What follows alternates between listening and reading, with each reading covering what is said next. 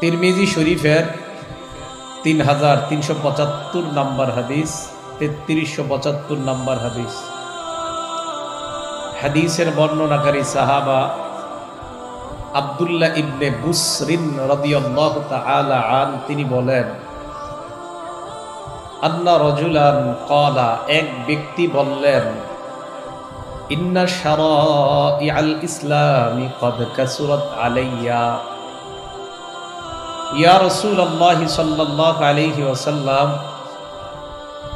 ইসলামের বিধিবিধান আমার কাছে অনেক বেশি বলে মনে হয়, হুজুর আমি এত কিছু মনে রাখতে পারি না। আখবিরনি বিশাইইন আতাসাব্বাতু বিহি ইয়া রাসূলুল্লাহ, আমাকে আপনি এমন একটা আমল বলে দেন যে আমলটা আমি মজবুতভাবে করতে পারি, সব সময় শক্তভাবে আমলটা করতে পারি, আর ওই আমলটা যেন আমার জন্য কার্যকরী হয়।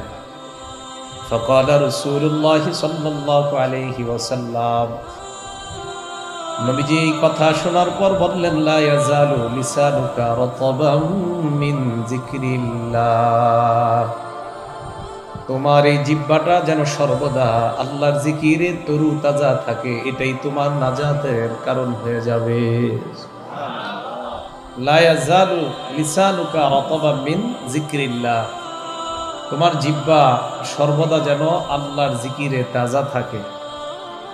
রাসূল আকরাম সাল্লাল্লাহু আলাইহি সাল্লামকে বললেন, এমন একটা জিনিস বলেন যেটা আমি শক্তভাবে ধরে রাখতে পারি, যেটার উপর আমি শক্তভাবে আমল করতে পারি। তো নবীজি সাল্লাল্লাহু আলাইহি সাল্লাম বললেন, তোমার এই জিহ্বাটা সর্বদা যেন আল্লাহর জিকিরে তরুতাজা থাকে। আল্লাহ আমাদের সকলকে বেশি বেশি জিকির করার তৌফিক দান করেন। তিরমিজি শরীফের পরের হাদিস 3376 নম্বর হাদিস, 3376। এই হাদিসের বর্ণনাকারী আবু সাঈদ খুদরি রাদিয়াল্লাহু তাআলা আন আবি সাঈদ আল খুদরি রাদিয়াল্লাহু তাআলা আনহু قال, আবু সাঈদ খুদরি রাদিয়াল্লাহু তাআলা আনহুর বর্ণনা, আন্না রাসূলুল্লাহ সাল্লাল্লাহু আলাইহি ওয়াসাল্লাম সুইলা আইয়ুল ইবাদি আফযালু দারাজাতান ইনদাল্লাহি ইয়াউমাল কিয়ামাহ, নবীজিকে প্রশ্ন করা হলো, ইয়া রাসূলুল্লাহ, কিয়ামতের ময়দানে মর্যাদার দিক দিয়ে আল্লাহর কাছে সবচাইতে মর্যাদাবান বান্দার পরিচয় আপনার কাছে জানতে চাই, কোন বান্দাটা আল্লাহর কাছে সবচাইতে মর্যাদাবান? নবীজি জবাব দিলেন, আয-যাকিরুনাল্লাহ কাসীরান ওয়াজ-যাকিরাত, দুনিয়ার মধ্যে যেই সমস্ত নারী পুরুষ বেশি বেশি আল্লাহর জিকির করে, কিয়ামতের ময়দানে তারাই হবে আল্লাহর কাছে সবচাইতে মর্যাদাবান বান্দা। আল্লাহর জিকির করা, তাহলে ইমানদারের এক নাম্বার পরিচয়, তার কাছে আল্লাহর জিকির করলে অন্তর কেঁপে ওঠে, নিজেও জিকির করবে, জিকিরের মজলিসে বসবে, জিকির শুনবে, আলোচনা শুনবে। আল্লাহ আমাদেরকে যাকিরিন এবং যাকিরাতের অন্তর্ভুক্ত হওয়ার তৌফিক দান করেন। তিরমিজি শরীফের পরের হাদিস 3377 নম্বর হাদিস।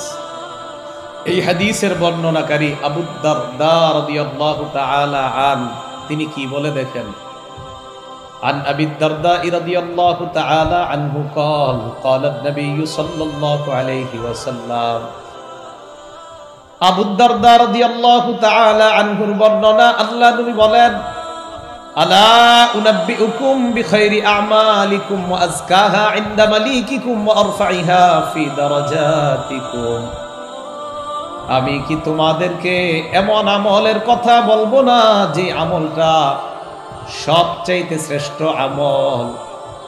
2 নাম্বার, আযকাহা ইনদা মালিকিকুম, যে আমলটা আল্লাহর কাছে সবচাইতে পবিত্র। 3 নাম্বার, আরফাইহা ফি দারাজাতিকুম, যে আমলটা তোমাদের মর্যাদা বাড়ায় দেয়।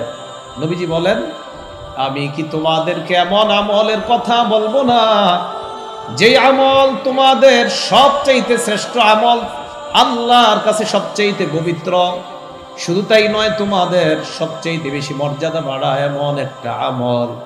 ক্বালু বালা ইয়া রাসূলুল্লাহ, সাহাবারা বললেন ইয়া রাসূলুল্লাহ, এমন কি আমল আপনার কাছে জানতে চাই। আল্লাহ নবী বললেন জিক্রুল্লাহ, আল্লাহর জিকির করলে এই আমলটা সবচেয়ে শ্রেষ্ঠ আমল হয়ে যায়, আল্লাহর কাছে পবিত্র হয়ে যায়, তোমাদের মর্যাদা বেড়ে যায়। قال معاذ بن جبل رضي الله تعالى عن নবীর সাহাবা মুআয ইবনে জাবাল বলেন মা শাইউন আনজা মিন আযাবিল্লাহি মিন যিকরিল্লাহি তাআলা, আল্লাহর আযাব থেকে রক্ষা করার উপায় আল্লাহর জিকিরের চাইতে অন্য কোন জিনিস আল্লাহর আযাব থেকে এত বেশি রক্ষা করতে পারে না। আল্লাহর জিকির যেই পরিমাণ মানুষকে আল্লাহর আযাব থেকে রক্ষা করতে ভূমিকা রাখে, তাহলে আল্লাহর আযাব থেকে রক্ষাকারী হিসাবে সবচেয়ে বেশি যেই জিনিসটা কাজ করে এটা হলো আল্লাহর জিকির। বলেন তো কি? আল্লাহ আমাদেরকে বেশি বেশি আল্লাহর জিকির করার তৌফিক দান করেন। মুসলিম শরীফ হাদিস নাম্বার 2676 নাম্বার হাদিস, 2676। এই হাদিসের বর্ণনাকারী আবু হুরায়রা রাদিয়াল্লাহু তাআলা আনহু।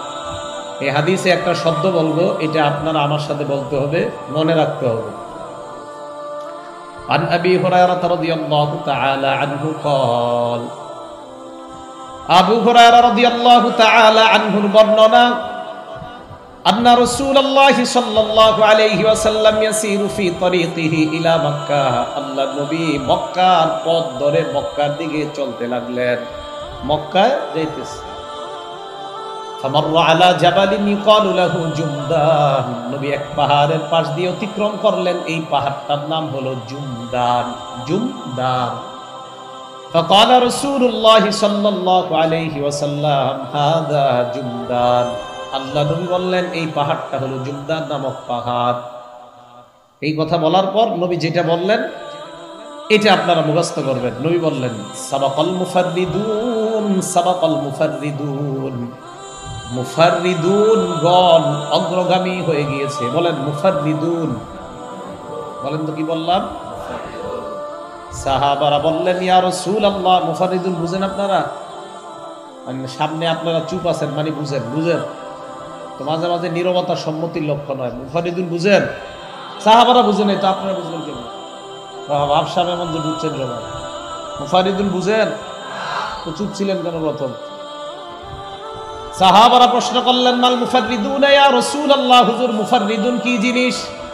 আপনারা যেমন বুঝেন না এই সাহাবারাও বুঝে নাই মুফাররিদুন কি জিনিস। কথা আপনাদের ভাবসাব দেখে আমার মনে হয়েছে আপনারা বুঝছেন। তো রাসূল আকরাম সাল্লাল্লাহু আলাইহি সাল্লাম বললেন মুফাররিদুনরা অগ্রগামী হয়ে গেছে। সাহাবারা প্রশ্ন করলেন মাল মুফাররিদুন ইয়া রাসূলুল্লাহ, হুজুর মুফাররিদুন কি আপনার কাছে জানতে চাই। নবীজি জবাব দিলেন আয-যাকিরুনাল্লাহ কাসীরান ওয়াজ-যাকিরাত, যারা বেশি বেশি আল্লাহর জিকির করে নারী পুরুষ তাদেরকে মুফাররিদুন বলা হয়। কিয়ামতের ময়দানে তারা অগ্রগামী হয়ে সবার আগে আগে আল্লাহর জান্নাতে চলে যাবে। তাহলে মনে থাকবে আজকে থেকে মুফাররিদুন কারে বলা হয়? যেই পুরুষরা বেশি আল্লাহর জিকির করে আর যেই নারীরা বেশি আল্লাহর জিকির করে তাদেরকে কি বলা হয়? মাশাআল্লাহ। এবার আরেকটা শব্দ মুখস্থ করেন, বলেন মুফরিদুন। আগেরটা এটা মাশাআল্লাহ, আবার আগেরটা কি ছিল?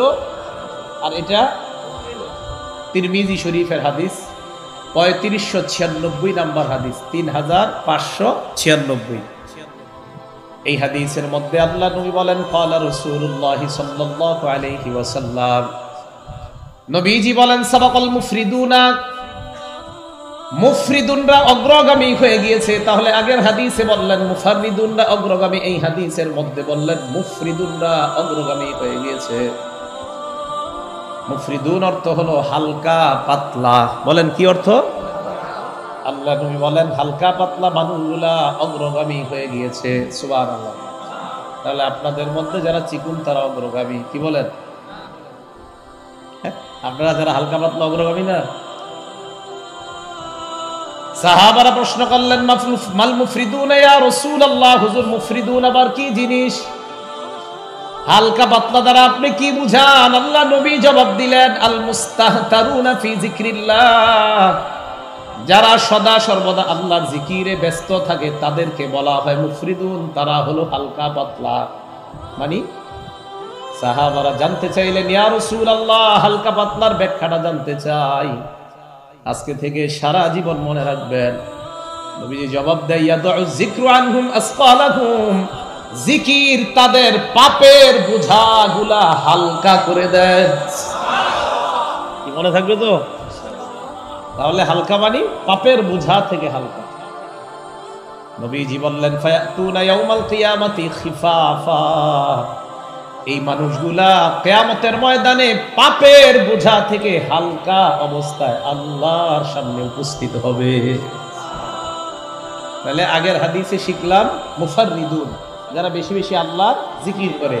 আর তিরমিজির হাদিসে শিখলাম মুফরিদুন। মুফরিদুন মানে যারা জিকিরের মাধ্যমে তাদের পাপের বোঝা হালকা করে। ওই পাপের বোঝা হালকা অবস্থায় তারা কিয়ামতের ময়দানে আল্লাহর সামনে উপস্থিত হবে, আর তারা অগ্রগামী হয়ে আল্লাহর জান্নাতে প্রবেশ করবে। আল্লাহ আমাদেরকে পাপের বোঝা যেন জিকিরের মাধ্যমে হালকা করতে পারি, আল্লাহ তৌফিক দান করেন। আবু দাউদ শরীফ হাদিস নাম্বার 3667 নাম্বার হাদিস, 3667, 3667।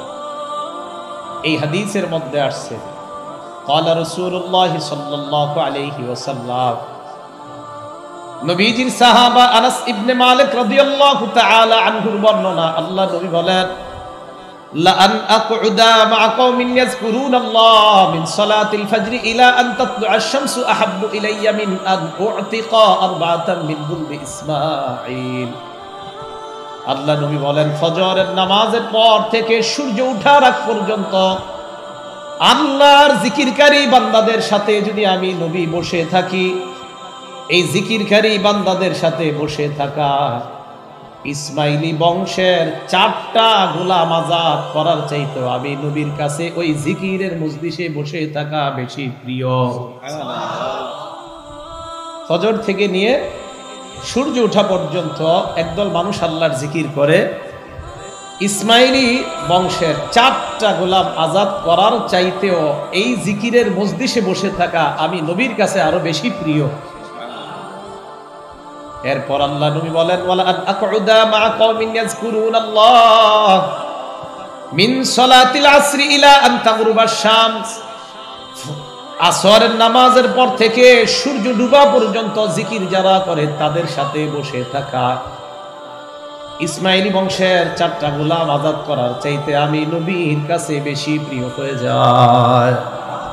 ফজর থেকে সূর্য ওঠা, আসর থেকে সূর্য ডুবা পর্যন্ত, এই পিছনে আরো পিছনে, এটা সামনে আনলাম দিল্লি, পিছনেই ছিল। রাসূল আকরাম সাল্লাল্লাহু আলাইহি সাল্লাম বলেন যে ফজর থেকে নিয়ে সূর্য ওঠা আর আসর থেকে নিয়ে সূর্য ডুবা পর্যন্ত জিকিরের মজলিসে বসে থাকা, এটা আমার কাছে ইসমাইলি বংশের 4টা গোলাম আযাদ করার চাইতে আরো বেশি প্রিয়। আপনারা এখন যে মজলিসে আছেন একটু বরবর সুবহানাল্লাহ বলতেছেন না? আচ্ছা, বিসমিল্লাহ।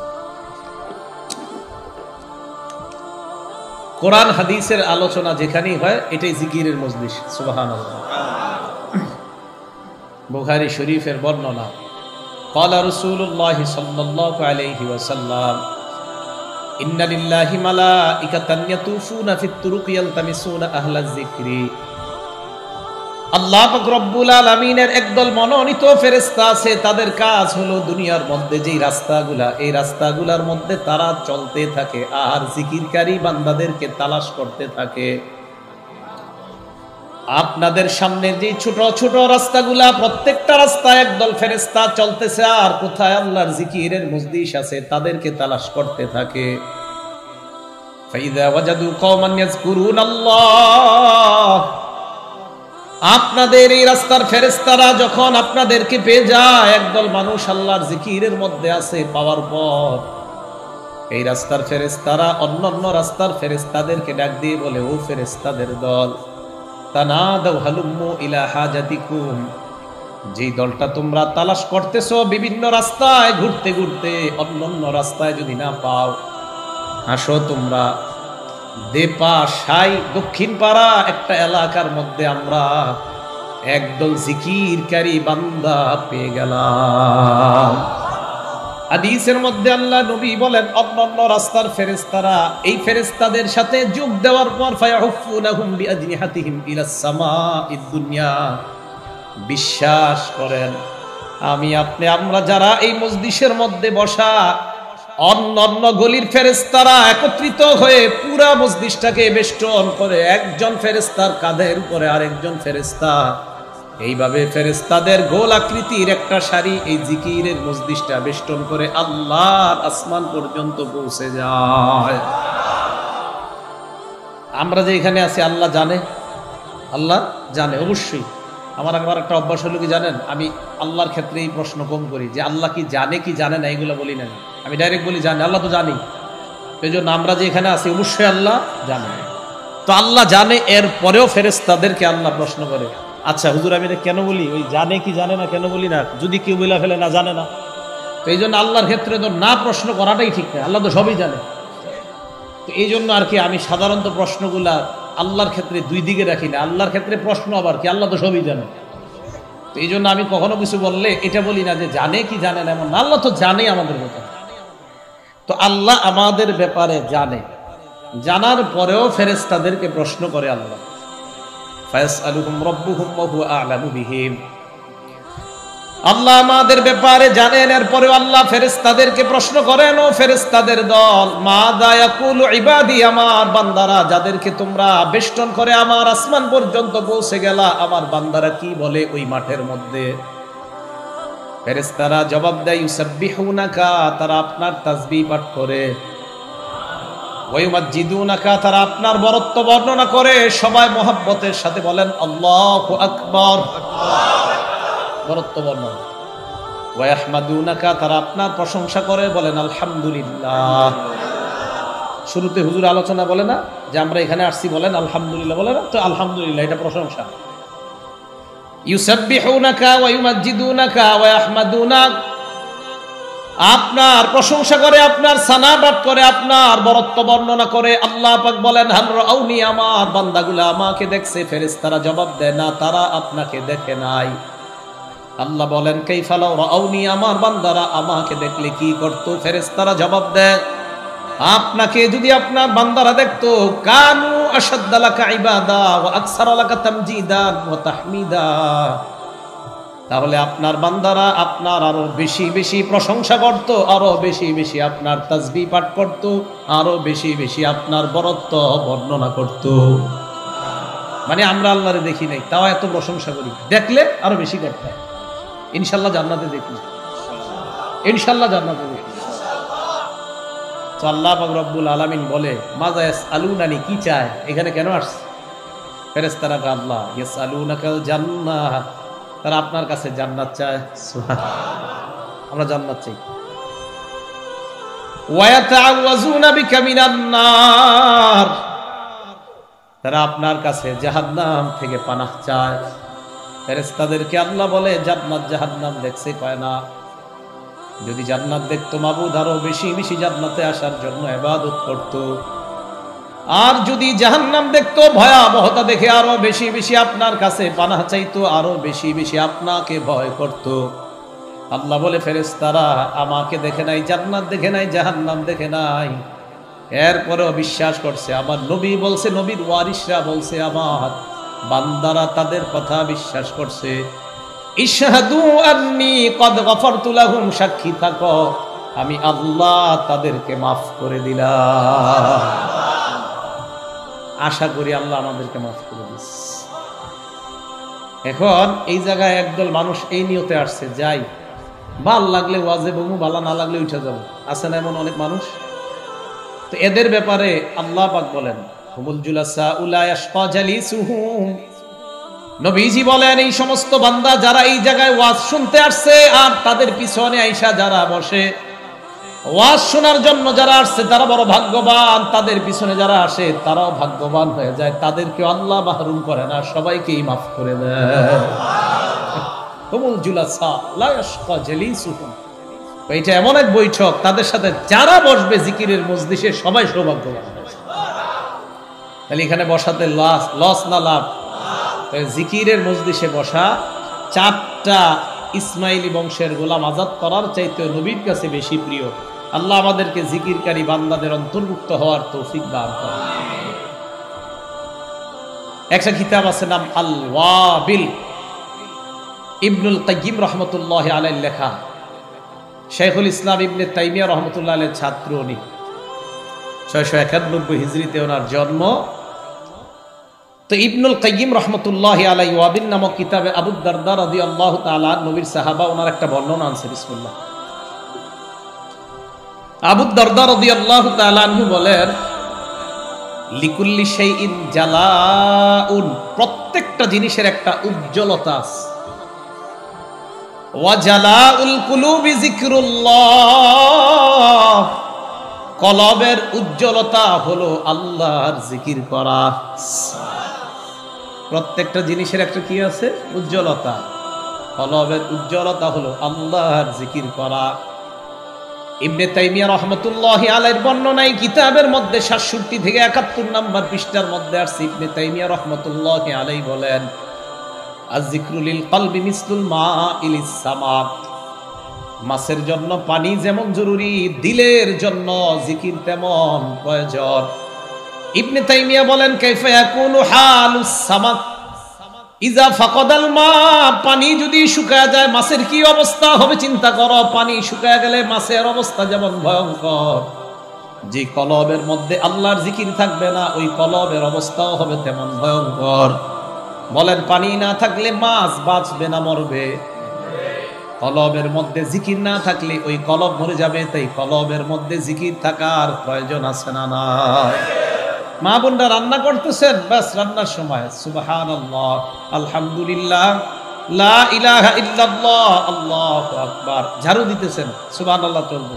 ঢাকায় যাইতেছেন আপনারা পুরুষরা, বাসে বৈশা কোনো কাজ নাই, বাস জিকির চালান। তাহলে যেই কলবের মধ্যে আল্লাহর জিকির আছে এই কলব জিন্দা থাকে, এই কলব মরে না। পানি না থাকলে মাছ যেমন মারা যায়, কলবে জিকির না থাকলে ওই কলবও মারা যায়। তো আল্লাহ ইমানদারদের পরিচয় দিতে গিয়ে 1 নম্বর জিকিরের আলোচনা করলেন।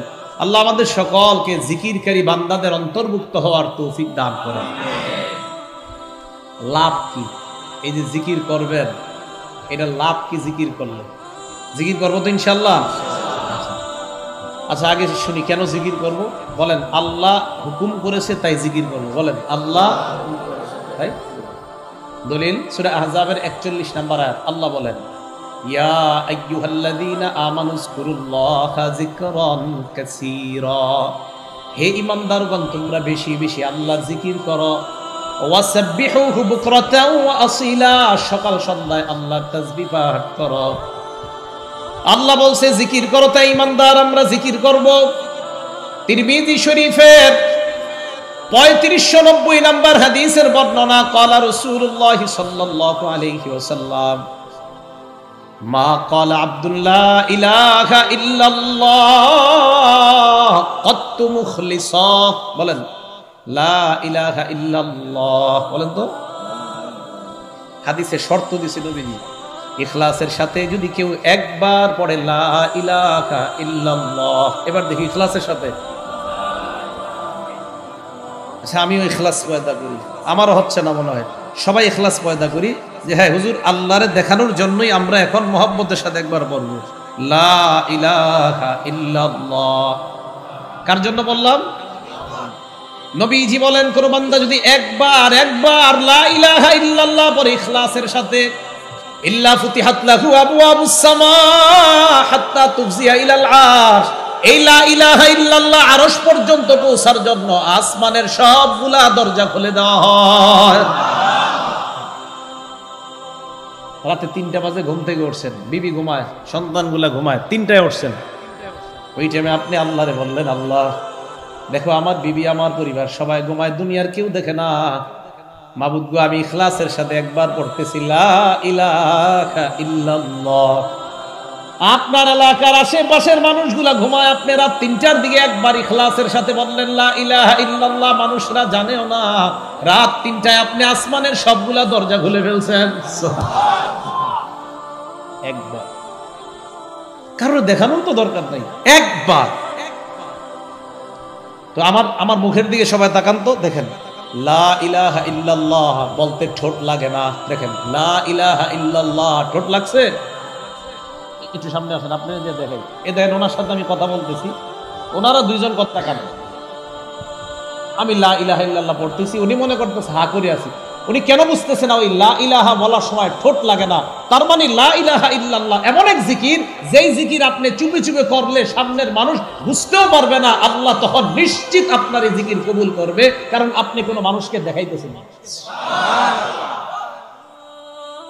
ট্রাই করে দেখেন, লা ইলাহা ইল্লাল্লাহ বললে কিন্তু ঠোঁট লাগে না।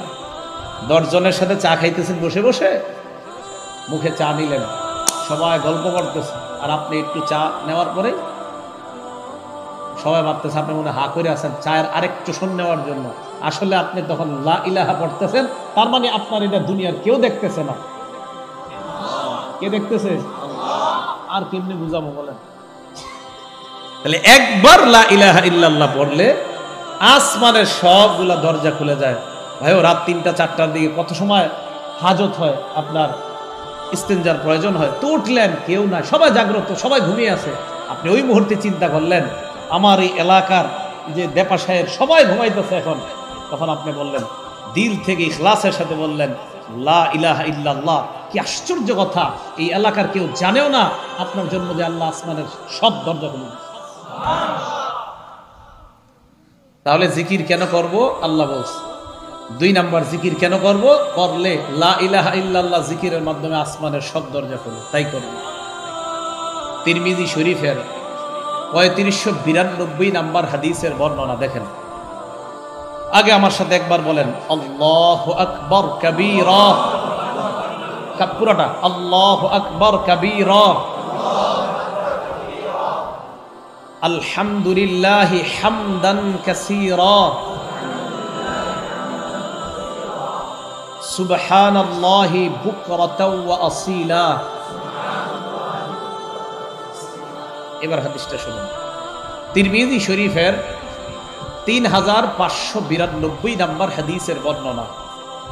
আন আব্দুল্লাহ ইবনে উমর রাদিয়াল্লাহু তাআলা আনহুমা قال بينما نحن نصلي مع النبي صلى الله عليه وسلم উমর ইবনুল খাত্তাব রাদিয়াল্লাহু তাআলা আনহুর সন্তান আব্দুল্লাহ ইবনে উমর রাদিয়াল্লাহু তাআলা আনহুমার বর্ণনা, তিনি বলেন আমরা আল্লাহর নবীর সাথে নামাজ আদায় করতেছিলাম।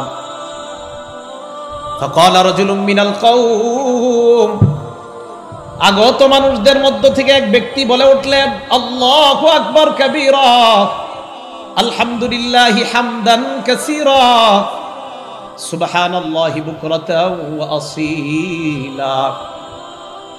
আগত এক দল আসছে, ওই দলের মধ্যে এক ব্যক্তি এই কথাগুলো বললেন। فقال رسول الله صلى الله عليه وسلم, আল্লাহ নবী বললেন মানিল কাইলু কাযা ওয়া কাযা। এটা হলো তিরমিজি শরীফের বর্ণনা। আল্লাহ নবী বললেন কে এটা বলছে। আর মুসলিম শরীফের বর্ণনা 601 নম্বর হাদিসে আল্লাহ নবী বলেন মানিল কাইলু কালিমাতান কাযা ওয়া কাযা। এই বাক্যগুলা কে বলছে? আল্লাহু আকবার কাবীরা কে বলেছে? আলহামদুলিল্লাহি হামদান কাসীরা, সুবহানাল্লাহি বুকরাতাও ওয়া আসীলা। এই বাক্যগুলা কে বলছে?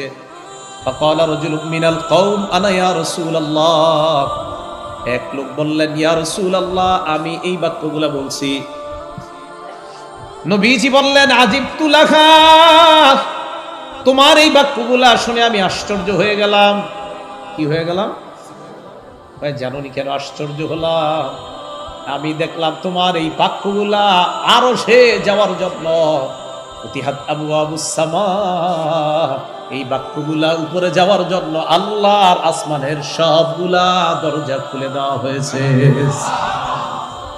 এই হাদিসে 3টা শিখলাম, আল্লাহু আকবার কাবীরা, আল্লাহ বড়, অতি বড়, আলহামদুলিল্লাহি হামদান কাসীরা, সমস্ত প্রশংসা আল্লাহর, একমাত্র প্রশংসা আল্লাহর, সুবহানাল্লাহি বুকরাতাও ওয়া আসীলা, সকাল সন্ধ্যায় তাসবিহ পাঠ একমাত্র আল্লাহ। তাহলে জিকির করবো তো ইনশাআল্লাহ। তাহলে এই কারণে জিকির করব। এবার হলো জিকিরের কি লাভ। সূরা রদের 28 নম্বর আয়াত থেকে লাভটা জানা নেই। আল্লাহ বলেন আল্লাযীনা আমানু ওয়া তাতমাইন্নু কুলুবুহুম বিযিকরিল্লাহ, যারা ঈমান এনেছে এবং যাদের অন্তরগুলা আল্লাহর জিকিরের মাধ্যমে প্রশান্ত হয়। এবার আল্লাহ বলে আলা বিযিকরিল্লাহি তাতমাইন্নুল কুলুব, শোনো তোমরা জিকিরের মাধ্যমে অন্তর সমূহ প্রশান্ত হয়। ঘরের মধ্যে ঝগড়া বিবাদ চলতেছে, 5 মিনিট 10 মিনিট আল্লাহর জিকির করেন, আল্লাহর কোরআনের ওয়াদা আপনার অন্তর প্রশান্ত বানিয়ে দিবেন আল্লাহ। বিশ্বাস হয়? মসজিদে আসছেন, আয়েশা বসে রয়েছেন চুপচাপ এক কোনায় বসে আস্তে আস্তে আলহামদুলিল্লাহ সুবহানাল্লাহ আল্লাহু আকবার কাবীরা, অথবা লা ইলাহা ইল্লাল্লাহ লা ইলাহা ইল্লাল্লাহ লা ইলাহা ইল্লাল্লাহ, অথবা হাদিসে আসছে আহাব্বুল কালামি আরবাউন ইলাল্লাহ, আল্লাহর কাছে সবচেয়ে 4টা বাক্য প্রিয় সুবহানাল্লাহ আলহামদুলিল্লাহ লা ইলাহা ইল্লাল্লাহ আল্লাহু আকবার। আপনি বসে বসে এই জিকিরগুলা করেন, আল্লাহর কোরআনের ওয়াদা কিছুক্ষণ আপনি করেন, মনটা অন্যদিকে দিবেন না, জিকিরের দিকে রাখেন, অবশ্যই অবশ্যই আপনার অন্তরে আল্লাহ প্রশান্তি দেন। তাহলে জিকিরের লাভ অন্তর প্রশান্তি হয়। এবার কথা হলো হুজুর অন্তর প্রশান্তি হইলে লাভ কি? প্রথমে হলো জিকিরের লাভ অন্তর প্রশান্ত হয়। এখন কথা অন্তর প্রশান্ত হইলে এটার লাভ কি? অন্তর যাদের প্রশান্ত হয় মরণের সময় তাদেরকে স্বাগত জানাইতে জানাইতে জান্নাতের দিকে নিয়ে যাওয়া হয়। দলিল সূরা ফজরের 27 থেকে 30 নম্বর আয়াতে আল্লাহ বলেন ইয়া আইয়াতুহান নাফসুল মুতমাইন্নাহ, হে প্রশান্ত হৃদয়, মরণের সময় ফেরেশতা আপনাকে ডেকে ডেকে বলবে হে প্রশান্ত হৃদয় ইরজিই ইলা রাব্বিকি, তুমি আসো তোমার রবের দিকে, রাদিয়াতান সন্তুষ্ট হয়ে, মারদিয়া সন্তুষ্ট ভাজন হয়ে আসো তোমার রবের দিকে, তুমিও রবের প্রতি সন্তুষ্ট, রব তোমার প্রতি সন্তুষ্ট। দেখছেন প্রশান্ত হৃদয়কে মরণের সময় বলবে ইয়া আইয়াতুহান নাফসুল মুতমাইন্নাহ, হে প্রশান্ত হৃদয়ের অধিকারী তুমি তোমার রবের দিকে আসো। ইরজিই ইলা রাব্বিকি রাদিয়াতাম মারদিয়া, সন্তুষ্ট ভাজন হয়ে সন্তুষ্ট চিত্তে তুমি তোমার রবের দিকে আসো। ফাদখুলি ফি ইবাদি ওয়াদখুলি জান্নাতি, তুমি আমার নেককার বান্দাদের অন্তর্ভুক্ত হয়ে যাও এবং আমার জান্নাতের মেহমান হয়ে যাও।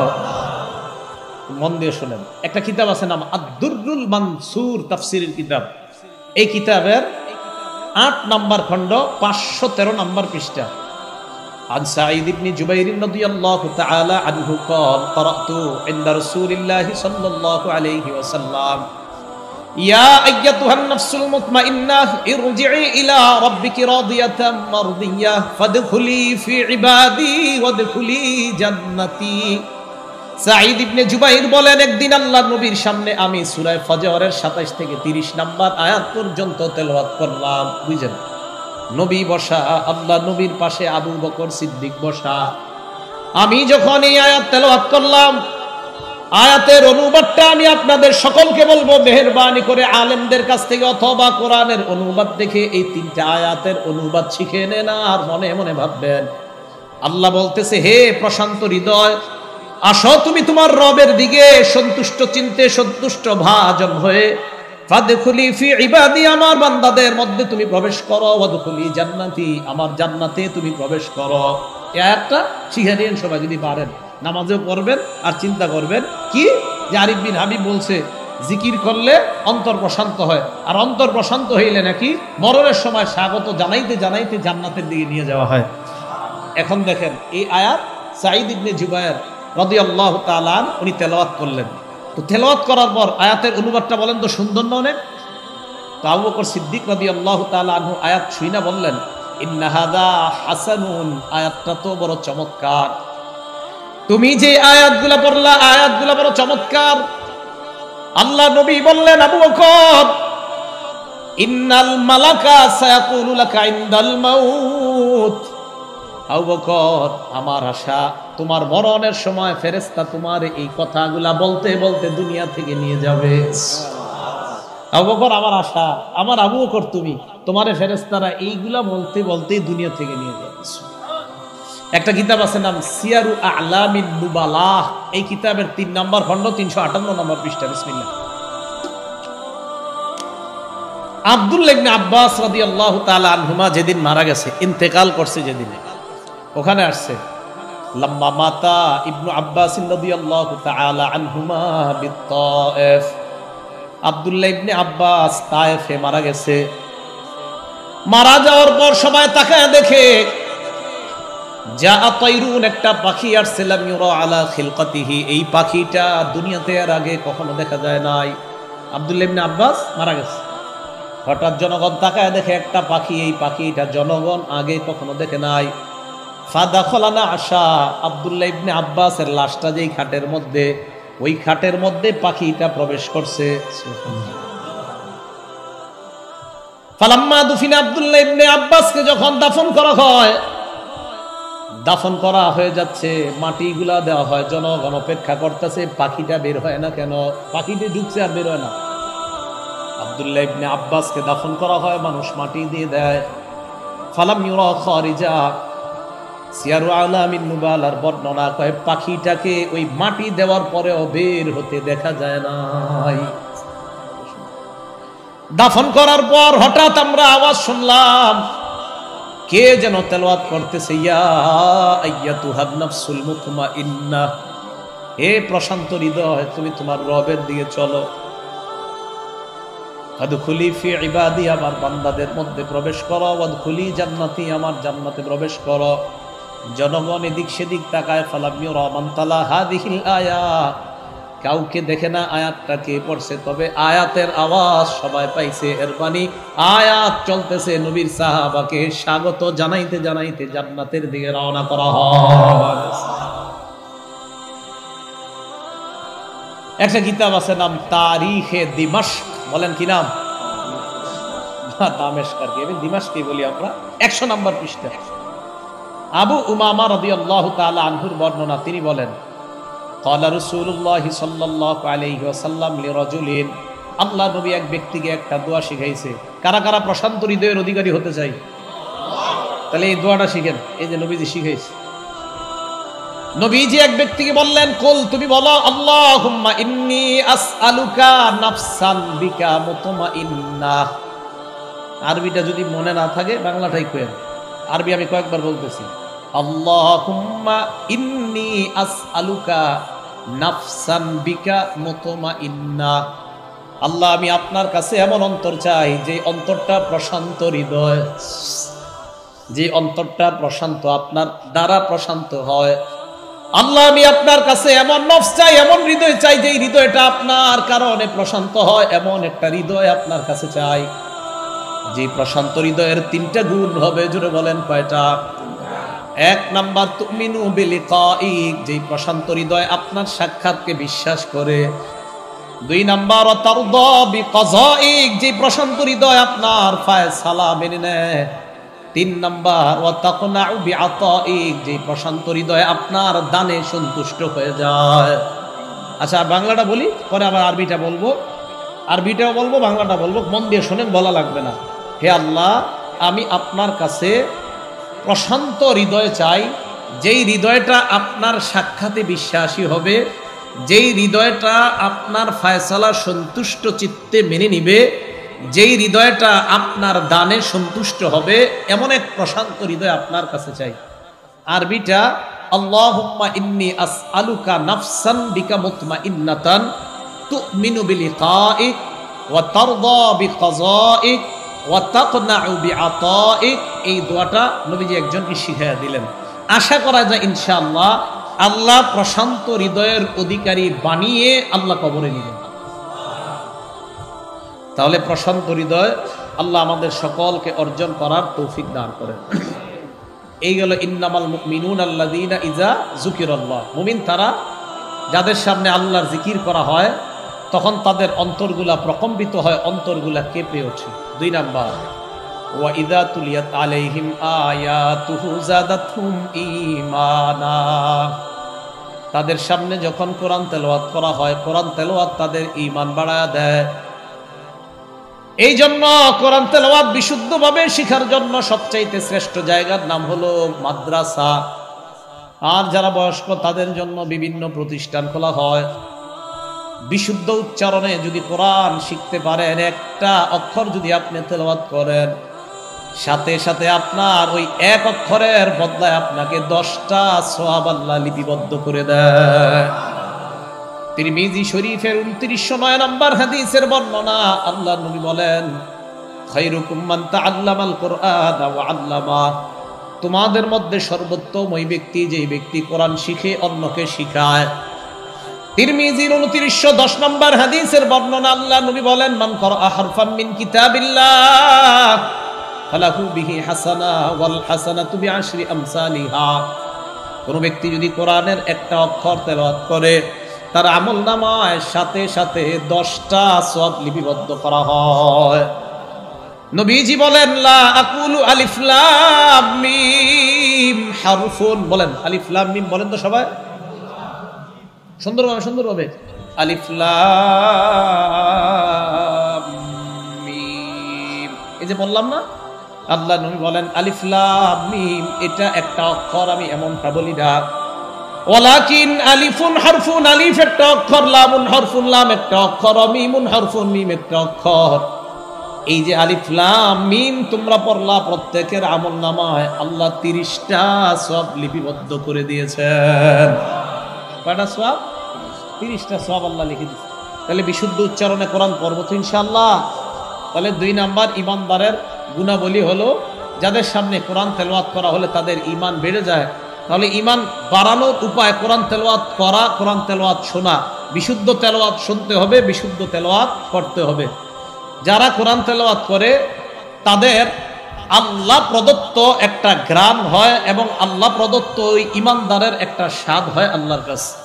বুখারী শরীফের বর্ণনা, ক্বালা রাসূলুল্লাহ সাল্লাল্লাহু আলাইহি ওয়াসাল্লাম, আল্লাহ নবী বলেন, মাসালুল মুমিনিল্লাযী ইয়াকরাউল কুরআন কামাসালিল উতুরুজ্জা। নবীজি বলেন, কোন ঈমানদার যদি কোরআন তেলাওয়াত করে, ওই ঈমানদারের দৃষ্টান্ত হলো কমলা লেবুর মতো। তার মতো আসলে যদিও উত্তরুজ্জা মানে এই জায়গায় আমি অনুবাদ করছি কমলা লেবু, আসলে কমলা লেবু না, উত্তরুজ্জা ফলটা আরবে পাওয়া যায়। উত্তরুজ্জাটা অনেকটা মালটার মতো, অনেকে লিখছে আসলে এটা মালটা না, অনেকটা মালটার মতো, কিন্তু মালটা না। কেমন? ওই ফলটার ঘ্রাণও বড় চমৎকার, এটা চমৎকার মিষ্টি। কোন ঈমানদার যখন কোরআন পড়ে, তার দৃষ্টান্ত আল্লাহর কাছে ওই ফলের মতো হয়, যেই ফলের স্বাদও আছে, ঘ্রাণও আছে। ঈমানদার কোরআন পড়লে ঈমানের কারণে স্বাদ হয়, আর কোরআনের কারণে আল্লাহর কাছে ওই ঈমানদারের ঘ্রাণওয়ালা ঈমানদার হয়ে যায় কোরআন পড়লে। 2 নাম্বার, ওয়া মাসালুল মুমিনিল্লাযী লা ইয়াকরাউল কুরআন কামাসালিত তামর। আলেমরা ছাড়া অন্যরা বলবেন, যে ঈমানদার কোরআন পড়ে না, ওই ঈমানদারের দৃষ্টান্ত খেজুরের মতো। বলেন কার মতো? খেজুরের কোনো ঘ্রাণ নাই, সুঘ্রাণ নাই খেজুরের, তবে খেজুর মিষ্টি। ঈমানের কারণে ঈমানদার মিষ্টি আছে, কিন্তু কোরআন না পড়ার কারণে তার ঘ্রাণ নাই। ওয়া মাসালুল মুনাফিকিল্লাযী ইয়াকরাউল কুরআন, কোন মুনাফিক যদি কোরআন পড়ে, বলেন তো কোরআন পড়লে ঘ্রাণ আছে? ঘ্রাণ আছে? কামাসালির রায়হানা, ওই মুনাফিকের দৃষ্টান্ত হলো ঘ্রাণযুক্ত ফুলের মতো, তবে কোনো স্বাদ নাই। ওয়া মাসালুল মুনাফিকিল্লাযী লা ইয়াকরাউল কুরআন, কোন মুনাফিক যদি কোরআন না পড়ে, তার ঈমান না থাকার কারণে তার স্বাদ নাই, কোরআন না পড়ার কারণে তার ঘ্রাণ নাই। এই মুনাফিকের দৃষ্টান্ত হলো কামাসালিল হানজালা, মাকাল ফলের মতো, যে মাকাল ফলের ঘ্রাণও নাই, স্বাদও নাই।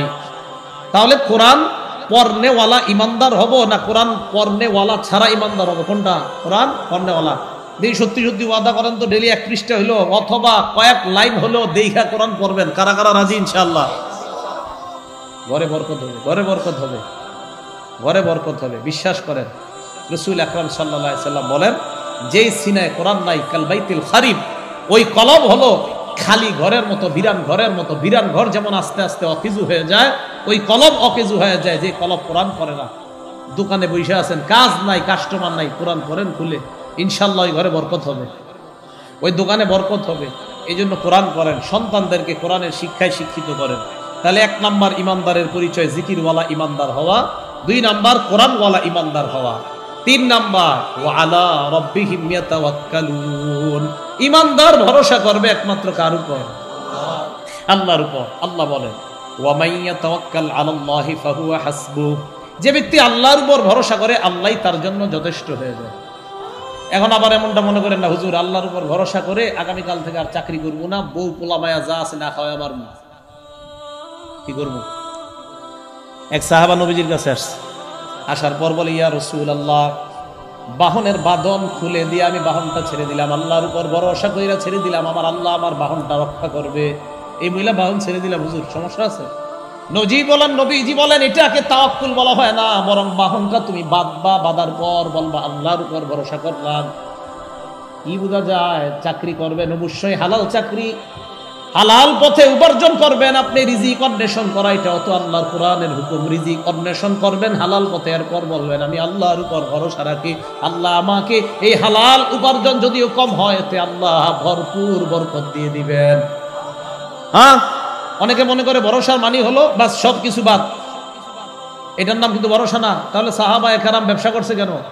অবশ্যই ব্যবসা হালাল পদ্ধতি অবলম্বন করছে, বাস ভরসা রাখছে আল্লাহর উপর, যে আল্লাহর নাম নিয়ে ব্যবসা দিলাম, যে ইনশাআল্লাহ আল্লাহর উপর ভরসা আছে, আমার আল্লাহ এখানে বরকত দান করে। এই হলো 3 নাম্বার, ইমানদার আল্লাহর উপর ভরসা করবে। 4 নাম্বার আল্লাযীনা ইউকিমুনাস সালাহ, যারা সালাত কায়েম করে। এশার নামাজ সবাই পড়ছেন কিনা আমি প্রশ্ন করব না, এশা পড়ছেন কিনা এই প্রশ্ন করব না, আশাবাদী পড়ছেন, না পড়ে থাকলে ঘরে গিয়ে পড়ে নিন। 4 নাম্বার আল্লাযীনা ইউকিমুনাস সালাহ, যারা সালাত কায়েম করে। 5 নাম্বার মিম্মা রাযাকনাহুম ইউনফিকুন, আমার দেওয়া রিজিক থেকে যারা আল্লাহর রাস্তায় খরচ করে, যাকাত যদি ফরজ হয় যাকাত আদায় করে, সদকা দেয়, এই 5 গুণওয়ালা ইমানদার। 1 নাম্বার জিকিরওয়ালা ইমানদার, 2 নাম্বার কোরআনওয়ালা, 3 নাম্বার আল্লাহর উপর ভরসাকারী ইমানদার, 4 নাম্বার নামাজওয়ালা ইমানদার, 5 নাম্বার দান সদকা করনেওয়ালা ইমানদার। এই 5 গুণ অর্জনকারীর নাম আল্লাহ বলেন ইন্নামাল মুমিনুন, তারা হলো ইমানদার। উলাইকা হুমুল মুমিনুনা হাক্কা, আল্লাহ বলেন তারা প্রকৃত ইমানদার। লাহুম দারাজাত, তাদের জন্য আল্লাহর কাছে মর্যাদা। ওয়া মাগফিরাত, তাদের জন্য ক্ষমা। ওয়া রিজকুন কারীম, তাদের জন্য আল্লাহর পক্ষ থেকে সম্মানিত রিজিকের ব্যবস্থা করা হবে। বলেন কয় গুণ? 5। জিকির, 2 নাম্বার তেলাওয়াত, 3 নাম্বার আল্লাহর উপর ভরসা, 4 নাম্বার নামাজ, 5 নাম্বার কি বলেন তো? সদকা, দান সদকা করা। 5 গুণে গুণান্বিত হয়ে 5 গুণ অর্জন করে প্রকৃত খাঁটি ইমানদার যেন হতে পারে আল্লাহ তৌফিক দান করেন। আমিন। ওয়া আখিরু দাওয়ানা আনিল হামদুলিল্লাহি রাব্বিল